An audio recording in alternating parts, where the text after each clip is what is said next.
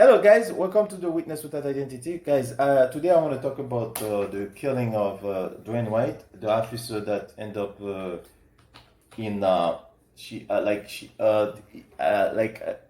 officer that mistake the gun for the taser. So in this situation, things got very weird for this. And I don't know what to tell you about this. So I want you guys to listen to the tape, to the video, and then we're going to comment on it. The chief of police and the officer who shot and killed 20-year-old Daunte Wright resigned this afternoon following a second night of unrest in the Minneapolis suburb of Brooklyn Center, a city that in many ways appears to be unraveling. The chief had said that the shooting was an accident, that the officer meant to use her taser. But how does such a deadly mistake happen? Amber Cagliano reports. Daunte Wright's family appeared alongside George Floyd's outside the courthouse where ex-cop Derek Chauvin is on trial for murder, a convergence of two racially charged cases. Wright's aunt was among those speaking out. My nephew was 20 years old. Tell him 20 years old.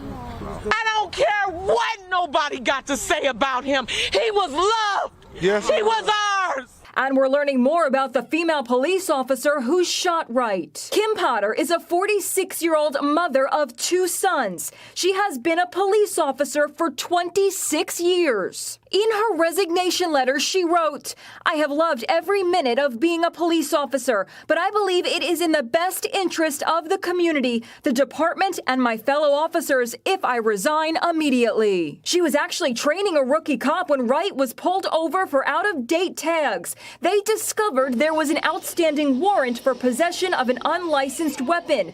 As an officer tried to handcuff him, Wright wriggled free.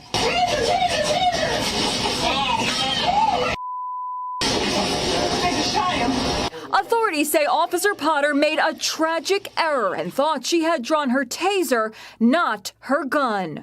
How could that happen? Cops are trained to keep their handguns on their dominant side, the right for right-handers. The bright yellow taser is kept on the left side and is drawn across the body. Chief Mike Foligno of Elmwood Park Police in New Jersey showed me the handgun and taser his officers carry.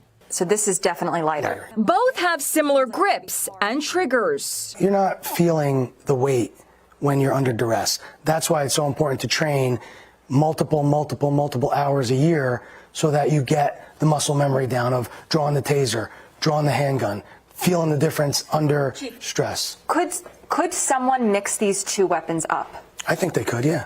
Why? So you see, when you look at the debate of the gun, the taser issue, it seems to, from what they are saying, is that it's like the officer, because you see that the taser is yellow and the taser is put on the other side of the officer and the gun is on the dominant side, the side that the officer is right-handed. They can pick up the gun on the right side easily for an emergency. So you should be able to shoot. The taser is on the less dominant side. So basically, then you put most tasers are yellow. I'm wondering if the taser of the officer was yellow. I've seen many pictures that say that it was black and yellow. It should be all yellow to me. The taser should be actually, I think the taser should have bright lights, sounding alarms like, hey, taser.